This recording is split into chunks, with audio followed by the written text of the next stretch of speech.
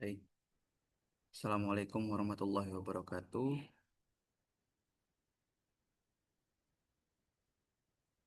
Selamat berjumpa di mata kuliah eh, Studio Perancangan Arsitektur Lanskap 2. Mata kuliah ini berbobot 6 SKS, yaitu mata kuliah utama di semester 4 ya. Ya, pada hari ini pertemuan pertama materi kita adalah pengenalan kelas, kontrak kuliah, dan pengenalan tema proyek Studio 2. Perancangan taman ketetanggaan atau neighborhood park, integrasi prinsip ekologis dan humanis. DMK Studio Perancangan Arsitektur Lanskap kedua dengan tim dosen saya sendiri Faris Harindra Syam SP MSI IALI, Ibu Insinyur Ramadhani Fitri ST MSI PM, dan Pak Beni Iskandar STMT. Baik, capaian pembelajaran mata kuliah ini ada 5 ya CPMK-nya. Yang pertama, mahasiswa mampu menyebutkan dan menjelaskan tahapan perancangan yang dilewatinya, yakni meliputi proses pengumpulan data, analisa, dan pembuatan konsep perancangan. Lalu CPMK yang kedua adalah mahasiswa mampu merancang bangunan massa tunggal yang memiliki multifungsi dengan mempertimbangkan beragam aspek perencanaan yang telah dipelajari pada rangkaian mata kuliah, pendamping, dan dari mata kuliah studi perancangan semester sebelumnya. CPMK ketiga adalah mahasiswa mampu merancang dengan memenuhi regulasi minimal perencanaan sesuai analisa kebutuhan aktivitas dan dimensi pengguna. Yang keempat, mahasiswa mampu membuat konsep perancangan yang integratif dan memberikan solusi logis dalam menjawab permasalahan perancangan. Yang kelima, mahasiswa mampu mengkomunikasikan ide rancangannya melalui teknik penggambaran manual dengan baik berupa gambar dan maket.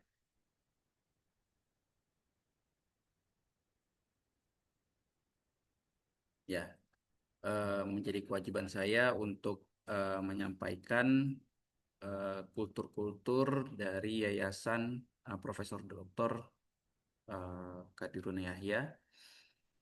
Salah satunya yang pertama adalah Piagam Pancabudi yang memiliki 5 poin. Yang pertama, abdi kepada Tuhan Yang Maha Esa, abdi kepada negara, abdi kepada nusa, abdi kepada bangsa, dan abdi kepada bumi.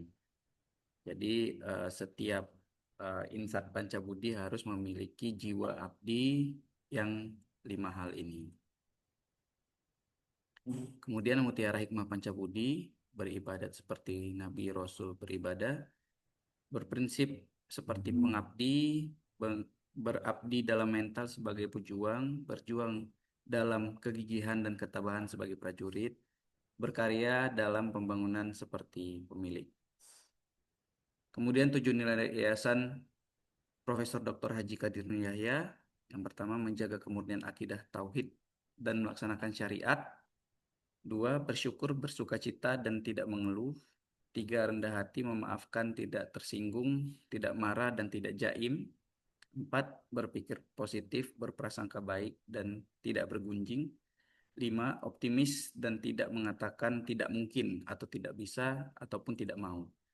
Yang keenam, berempati dan memberikan solusi, bukan mengkritik atau mencela. Ketujuh, patuh pada pemimpin dan mentaati aturan. Jadi setiap insan Pancabudi senantiasa memiliki 7 nilai ini di dalam dirinya dan dalam kehidupannya sehari-hari.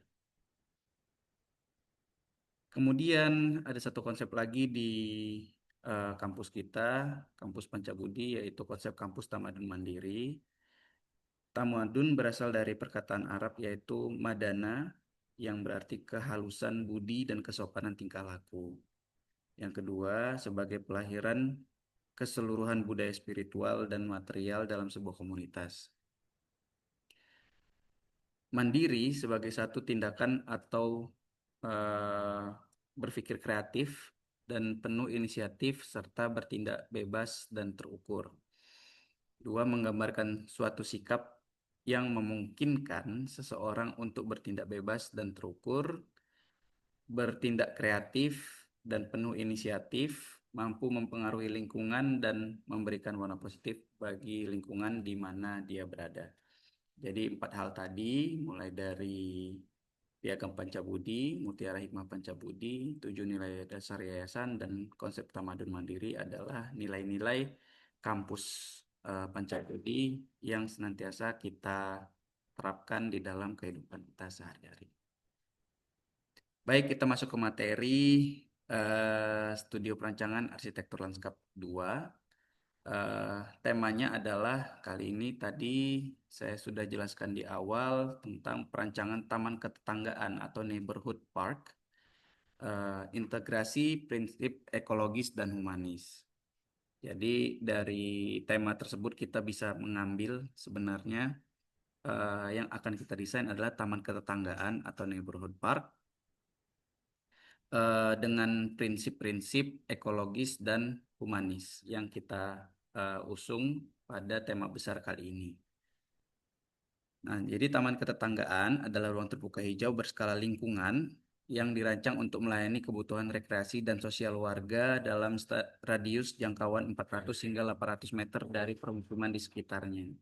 Jadi sebetulnya taman ketetanggaan ini tidak terlalu besar ya. Uh, dan dia mengakomodir uh, permukiman di sekitarnya itu dalam radius jangkauan 400 hingga 800 meter.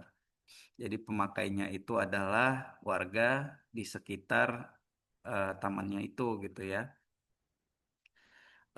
Fungsi dari taman ketetanggaan ini adalah ruang sosial, itu yang pertama ya, menjadi arena interaksi antar warga, mempererat kohesi sosial, dan mendorong aktivitas komunitas.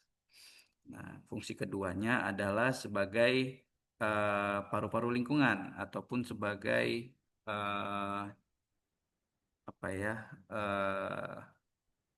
jasa lingkungan lah ya, sebagai penyerap polutan, penghasil oksigen, dan menstabilkan iklim mikro di kawasan permukiman. Ya walaupun kecil dia tetap memiliki nilai lingkungan terhadap kawasan permukiman di sekitarnya. Kemudian dia juga bisa menjadi identitas kawasan, membentuk karakter visual dan budaya yang membedakan satu lingkungan dari kawasan lainnya. Jadi misalnya dalam satu lingkungan permukiman ada satu taman ketanggaan yang memiliki karakter budaya yang kuat gitu ya, sehingga si taman ini menjadi ikonnya dari si kawasan permukiman tersebut. Nah, isu utama dari eh, kali ini dari studio kali ini adalah krisis lanskap urban. Apa krisis lanskap urban yang saat ini kita hadapi adalah kota-kota di Indonesia, khususnya kawasan padat permukiman, menghadapi tekanan ekologis yang serius akibat pembangunan yang tidak seimbang dengan kebutuhan ruang terbuka hijau. Saat ini di Kota Medan sendiri kita bisa ketahui bahwa ruang terbuka hijaunya tidak sampai 7% dari luas Kota Medannya sendiri. Sehingga Kota Medan itu tidak tidak sesuai ya dengan aturan yang seharusnya ruang terbuka hijau di setiap kota adalah minimal 30% dari luas kotanya itu. Nah, jadi saat ini dominasinya adalah dominasi permukaan keras, beton berlebih mengurangi daya resap air tanah secara drastis. Jadi saat ini permukaan tanahnya tertutup material keras gitu ya, yang tidak porus, itu lebih banyak menyebabkan banjir lokal ketika hujan. Jadi runoff air hujan atau limpasan permukaan air hujan tidak terkelola sehingga menyebabkan genangan di kawasan-kawasan permukiman. Minimnya ruang interaksi itu menjadi krisis lanskap urban juga atau lanskap perkotaan ya.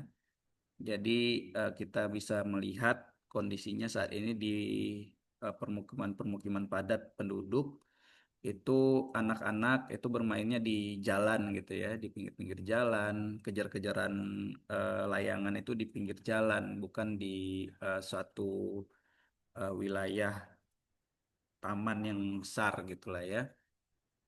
sehingga itu menjadi minimnya ruang interaksi untuk wadah berkumpul warga yang aman dan nyaman gitu. Ketika anak-anak itu bermain di pinggir jalan itu kan nggak aman ya, dan pengguna jalan juga menjadi tidak nyaman dalam menggunakan jalannya tersebut. Lalu hilangnya biodiversitas. Jadi semakin sedikit ruang terbuka hijau, maka biodiversitas dari eh, lanskap urban tersebut menjadi menurun. Yaitu spesies flora dan fauna lokal tergeser oleh monokultur tanaman. Artinya tanamannya tanaman-tanaman ornamental. Itu eh, apa ya, krisis lanskap urban yang saat ini dihadapi tidak hanya di Medan, banyak di kota-kota besar yang ada di Indonesia ataupun di dunia. Nah, tadi saya ada sebutkan bahwa tema kita kali ini adalah ekologis dan humanis gitu ya. Lanskap ekologis itu memandang taman bukan sekedar ruang hijau dekoratif, melainkan sebagai infrastruktur hijau yang fungsional. Sistem hidup yang aktif mendukung keseimbangan alam di tengah tekanan urbanisasi. Jadi, eh, yang harus dilakukan oleh teman-teman ketika mendesain nantinya, karena saya eh, tetapkan temanya adalah ekologis dan humanis, maka teman-teman harus mempertimbangkan si taman ini dapat menjadi infrastruktur hijau yang fungsional. Apa itu infrastruktur hijau yang fungsional? Kita harus mempertimbangkan bagaimana keseimbangan alamnya, mendukung proses alami ekosistem di dalam taman tersebut. Dia menjadi apa ya, mendukung eh, mendukung majunya di biodiversitas kota, keberlanjutan hayati, lalu siklus air ya, menjaga siklus air itu minimalnya.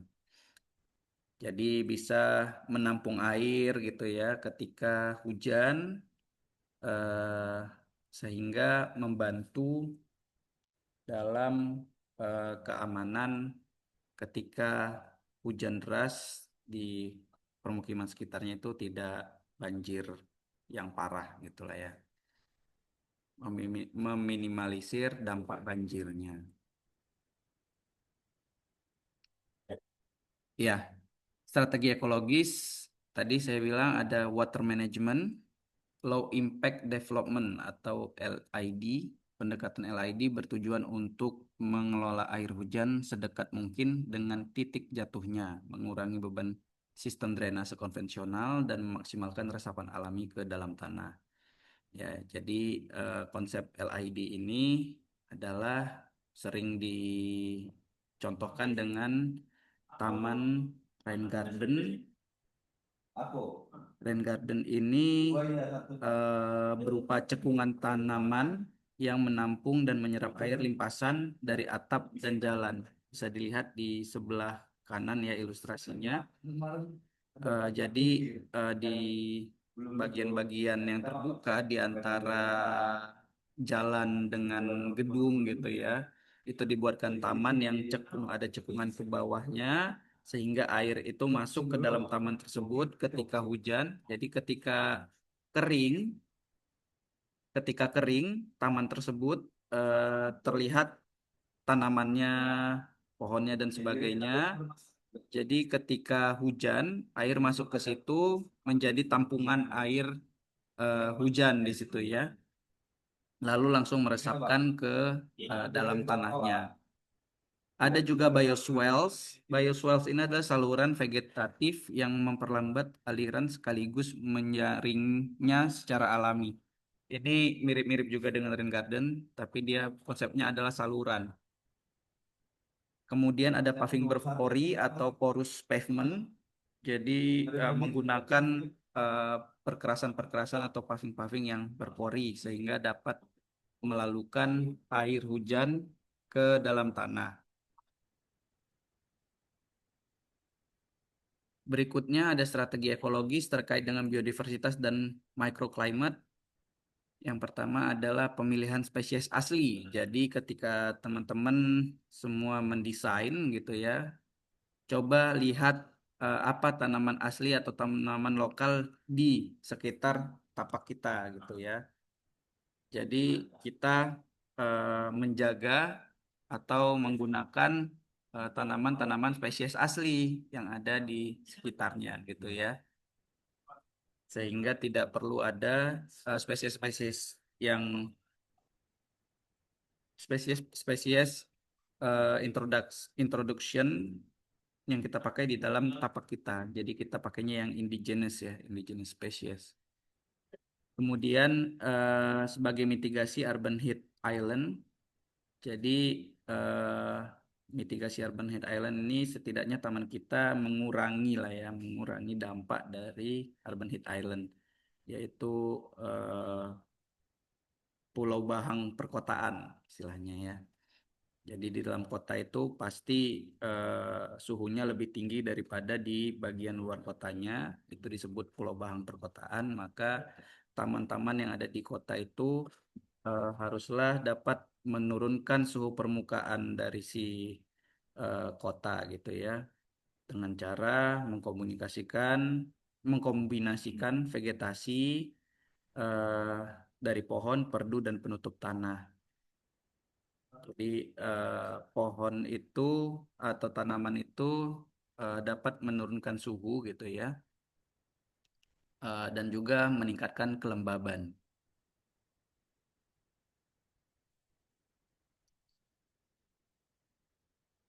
Berikutnya, selain ekologis, kita tadi ingin ada prinsip humanisnya juga.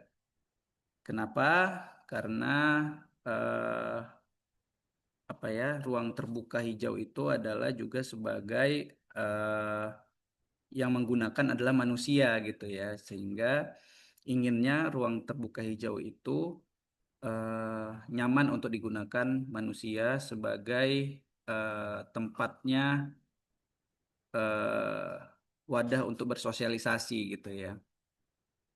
Maka prinsip humanis menempatkan manusia sebagai pusat perancangan. Jadi design must be for people, itu selalu saya sampaikan.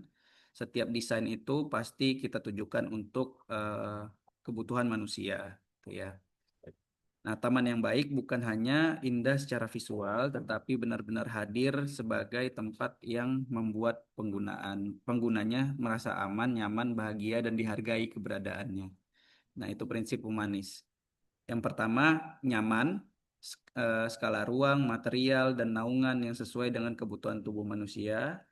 Keamanan, visibilitasnya baik, jadi taman itu visible gitu ya, terlihat dari sisi manapun, sehingga tidak ada bagian-bagian yang tertutup yang menjadi ruang negatif gitu ya, ruang negatif yang dapat menimbulkan aktivitas-aktivitas kriminal dan sebagainya. Pencahayaannya memadai, lalu tata ruangnya yang mencegah potensi kejahatan. Kemudian inklusivitas dapat diakses dan dinikmati oleh semua kalangan tanpa terkecuali. Lalu eh, aspek elemen estetika, lalu desain sensori dan ruang bermain yang merangsang kegembiraan untuk anak-anak maupun untuk pengunjung lainnya. Strategi untuk prinsip humanis tadi ya, yaitu inklusivitas dan universal design. Jadi aksesibilitas untuk semua. Jadi desainnya untuk semua umur gitu ya. Tidak hanya anak-anak, tapi orang dewasa juga. Tidak hanya eh, warga yang sehat, tapi warga yang disabilitas juga seharusnya dapat diakomodasi di dalam taman ini. Maka di sini ada RAM atau jalur akses gitu kan. Eh, jadi setiap perbedaan level itu dapat diakses dengan RAM, tidak hanya undakan anak tangga gitu ya, tetap dibikin RAM-nya. Untuk standarnya itu RAM ada kemiringan standar 1:12 ya. Itu yang paling miringnya gitu kan. Jadi kalau naik 1 meter gitu ya, panjang ramnya harus 12 meter. Lebar minimal ramnya itu adalah 120 cm untuk kursi roda gitu.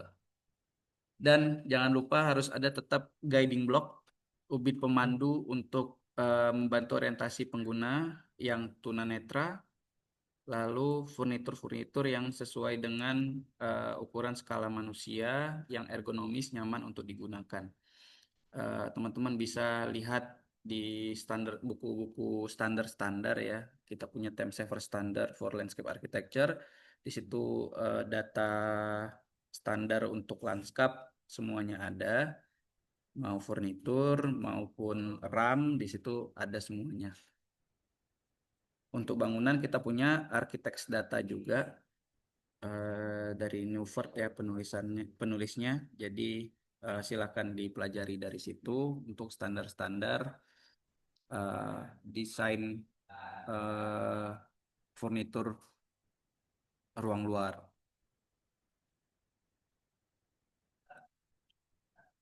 Kita lanjut, strategi humanis lainnya adalah ruang sosial dan CPTED. Ruang sosial ini menciptakan social glue atau perekat komunitas gitu ya, social glue. Tempat warga dari berbagai latar belakang bertemu secara organik gitu ya. Ada amphitheater kecil misalnya, zona duduk melingkar, taman bermain anak. Itu biasanya hal-hal seperti itu diakomodir di dalam tapak yang taman eh, untuk aktivitas sosial gitu ya. Lalu ada Crime Prevention Through Environmental Design atau CPTED tadi. Ini adalah desain yang menjawab keamanan taman, bukan hanya soal pagar, tapi juga desain yang cerdas untuk meminimalisasi eh, kriminal gitu ya. Di situ ada natural surveillance, jalur yang terbuka dan bebas hambatan visual, memudahkan pengawasan alami antar pengguna. Jadi pengguna satu dan lainnya itu saling jaga dengan dapat melihat satu sama lainnya di dalam site gitu ya. Jadi site kita tidak akan lebih baik kalau tidak tertutup secara visual gitu. Jadi nggak ada screen-nya gitu ya. Jadi segala sudut dapat dilihat, jadi saling jaga semuanya. Kemudian pencahayaan strategis, lampu taman pada titik-titik kritis, persimpangan, area bermain, dan pintu masuk itu perlu dipertimbangkan. Kemudian territorial reinforcement, penanda batas yang jelas antara ruang publik, semi publik, dan privat. Jadi sign sistemnya dan name sign-nya juga kita desain dalam eh, project studio kali ini ya.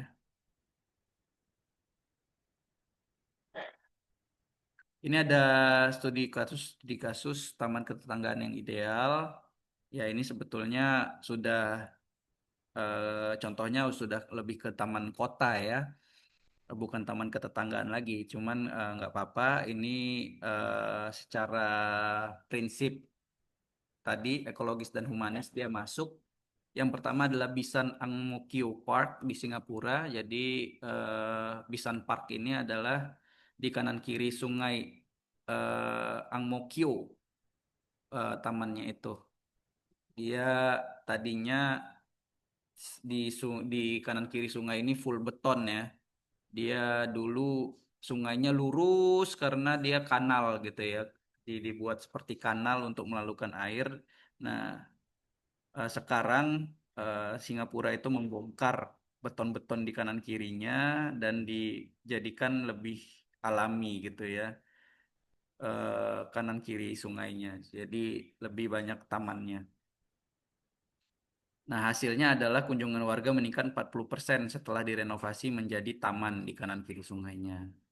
Contoh berikutnya ada di Seoul, yaitu Chonggecheon Stream Park atau eh Chongge Kali Chongge gitu ya. Chonggechon. Chon itu artinya sungai ya. Chongge, Sungai Chongge di Seoul.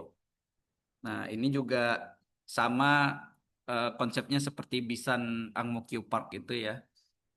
Jadi di kanan kiri sungainya dia buat eh, apa namanya ruang-ruang interaksi sosial berupa taman yang juga dapat berinteraksi langsung dengan sungainya gitu ya. Itu eh, contoh-contohnya. Nah, kali ini kita akan mendesain di lokasi proyek yaitu tapak perancangan. Kita akan pilih di kawasan permukiman padat perkotaan. Saya bebaskan teman-teman untuk mencari kawasan padat perkotaan, site di dalam kawasan padat permukiman padat perkotaan. Coba teman-teman eksplorasi apakah di contohnya misalnya di wilayah Kampung Aur misalnya gitu ya, kawasan padat, kawasan permukiman padat yang ruang terbuka hijaunya sudah minim gitu ya. Di situ kita coba untuk desain. Taman ketetanggaan tidak harus besar, di bawah 1 hektar juga itu masih bisa. Jadi sekitar 500, ya sekitar 400 meter persegi juga udah bisa ya. 20 kali 20, nah itu bisa jadi taman ketetanggaan, neighborhood park. Lalu tugasnya adalah tetap seperti biasa mendesain, tapi dimulai dari inventarisasi, karakter fisik tapaknya, topografi, vegetasi existingnya seperti apa, sistem drainase seperti apa, kondisi tanah, dan sebagainya. Lalu profil sosialnya, demografi warga, eh, kebutuhan ruang warganya seperti apa, itu silakan teman-teman riset gitu ya. Dan konteks lingkungannya. Jadi tapak dengan sekitarnya seperti apa hubungannya gitu ya. Itu konteks lingkungannya. Hubungan tapak dengan jaringan hijau kota, transportasi, dan fasilitas publik terdekat. Berikut adalah timeline kerja studio kita selama 16 minggu, minggu 1 sampai minggu 4. Silakan laksanakan survei dan analisis tapaknya, wawancara warga, dan pemetaan potensi dan masalahnya di minggu 1 sampai 4. Minggu 5 sampai 8 kita buat konsep skematiknya, perumusan tema desain, lalu program ruang, zonasi, dan alternatif konsep skematiknya, sehingga di pertemuan ke-8 seharusnya konsepnya sudah jadi dan itu yang akan dipresentasikan menjadi nilai UTS.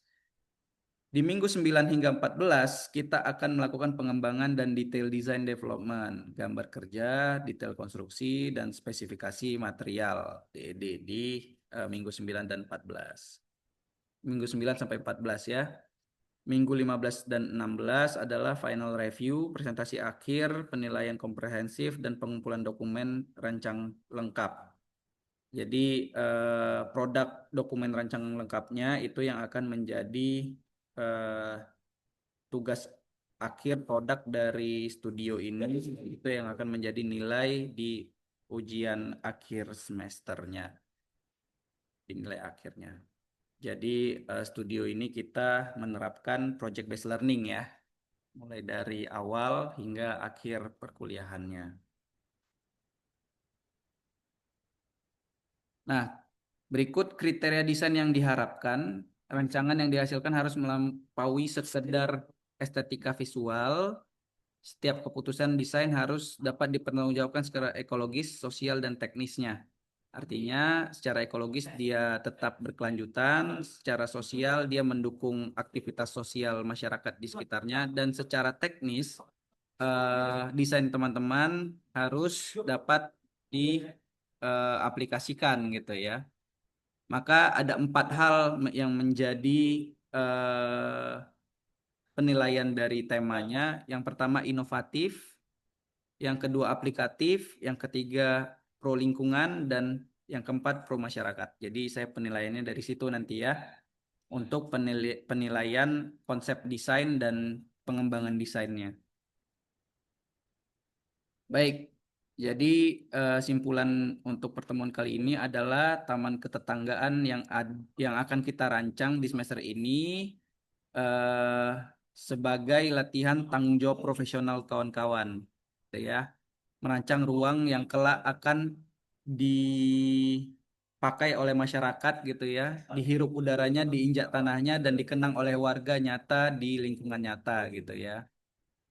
Nah, yang perlu diingat, setiap garis di gambar Anda adalah berdampak pada kehidupan manusia dan ekosistem. Desainer terbaik adalah pendengar yang baik, dengarkan pengguna gitu, inginnya apa. Lalu inovasi lahir dari keberanian untuk berpikir di luar konvensional.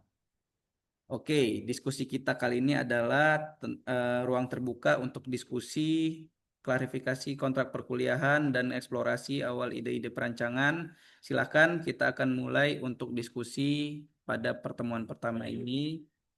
Boleh kita diskusikan. Kalau ada pertanyaan lebih lanjut, boleh kita diskusikan di grup WhatsApp-nya ya. Baik, terima kasih. Sekian untuk pertemuan pertama mata kuliah Studio Perancangan Arsitektur Lanskap 2. Untuk diskusinya saya tunggu di grup WhatsApp agar eh, untuk terkait dengan kontrak perkuliahan dan tema-tema desainnya yang akan kita usung ya. Terima kasih semua. Selamat mengerjakan tugasnya. Assalamualaikum warahmatullahi wabarakatuh.